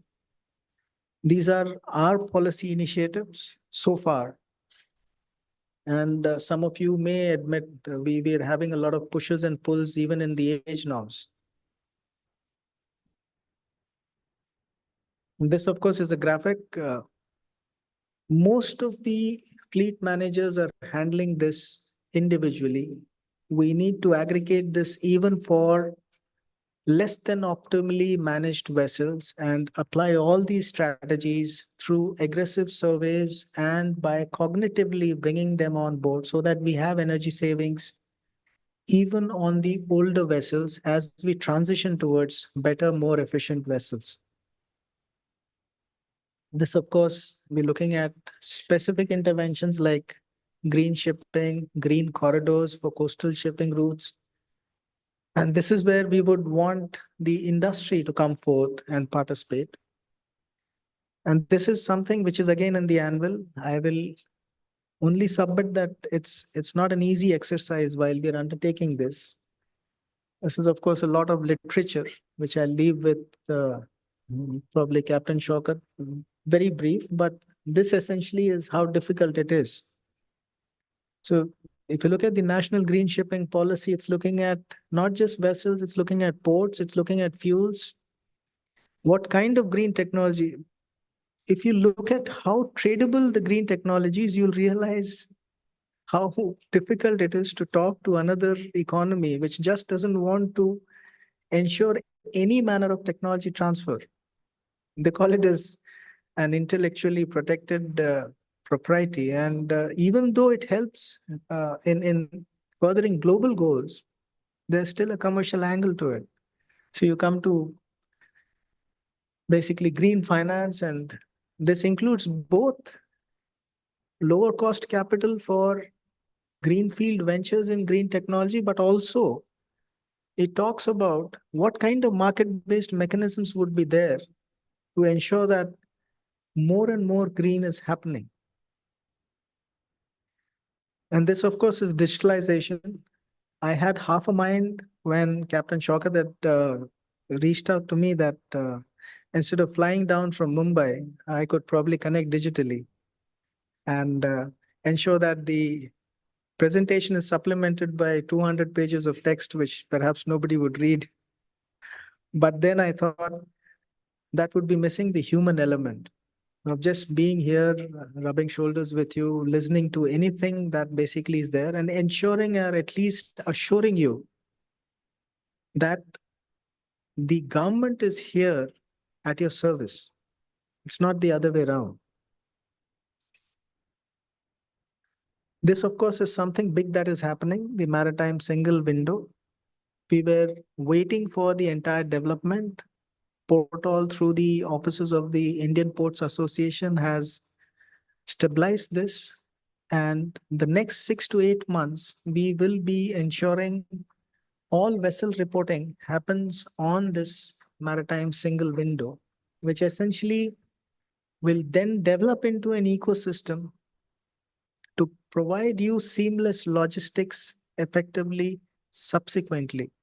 It's not just about a prior arrival notification, but also subsequently with seamless integration with the customs ice gate platform.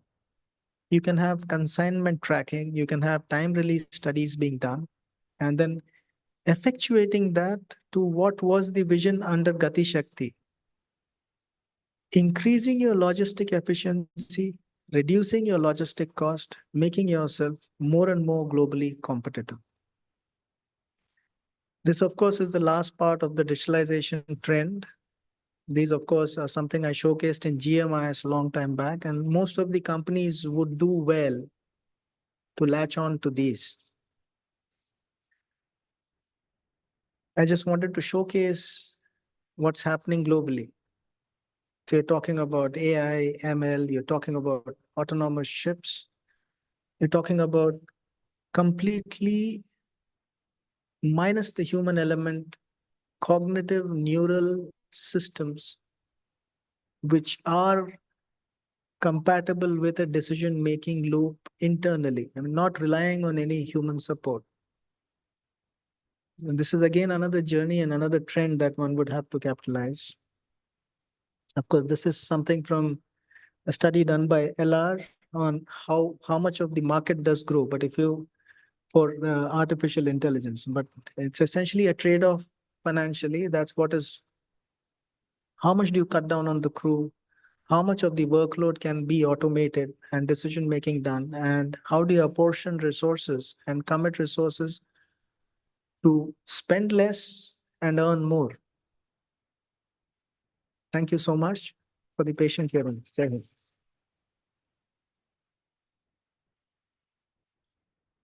Thank you, sir. That was very inspiring. Sir, may I continue? Sir, please can you wait on the desk 1 minute? I will just call upon Captain Shaukat Mukherjee.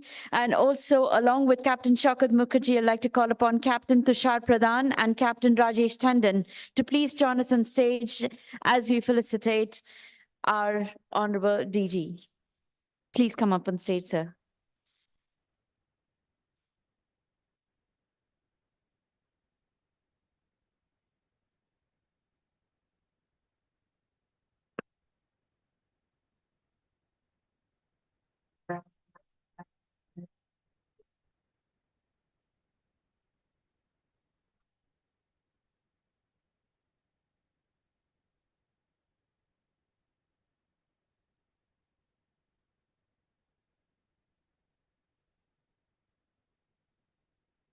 So we also would like to let you know to continue being on stage.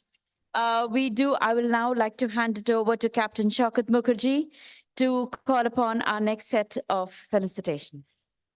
So we have a special felicitation of the Director General of Shipping by Bennett. What we did yesterday, he was not there, so we are continuing it. I want to call upon the Principal, Captain Pradeep Mishra, and Vice Principal Shrikant Gunjal to felicitate Director General of Shipping, please. I'll play that video. Yeah, and before that, sir, I have a small video which we've made for you. Can we have the DG's video, please?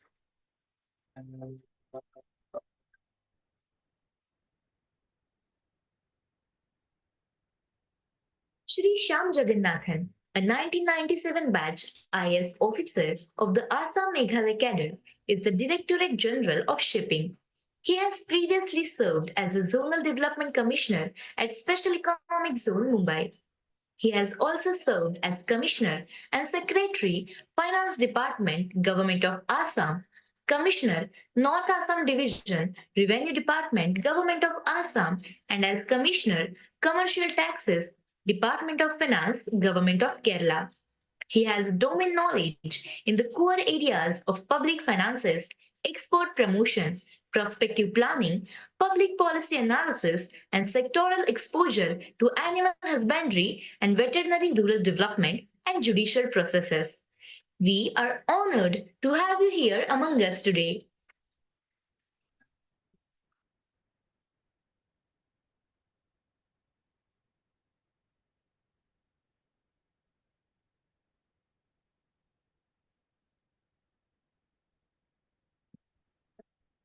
Ladies and gentlemen, let us have a huge round of applause.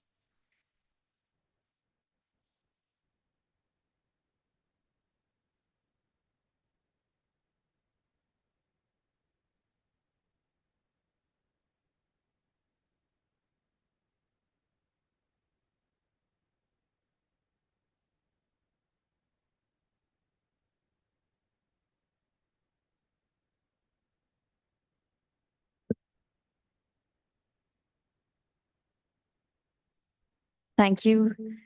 Thank you, Shri Shyam Jagannathan, sir, to be with us today. We're deeply honored. Can I call upon somebody, sir? We want a photo up with you. So can we call upon some people from FOSMA and MASAF also for a joint photograph with the Honorable Director General of Shipping, please? Shashank, Captain Debu, sir. David? Yes, Sankalp. Yeah, yeah.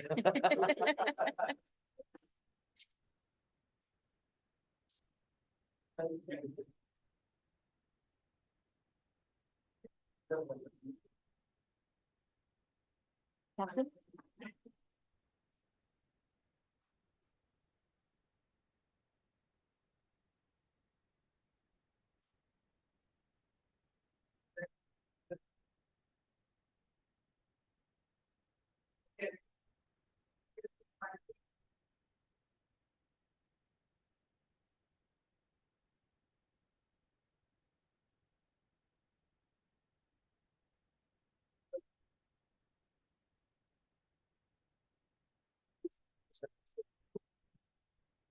Ladies and gentlemen, we are at that point in time where we would like to take a break from the day's proceedings.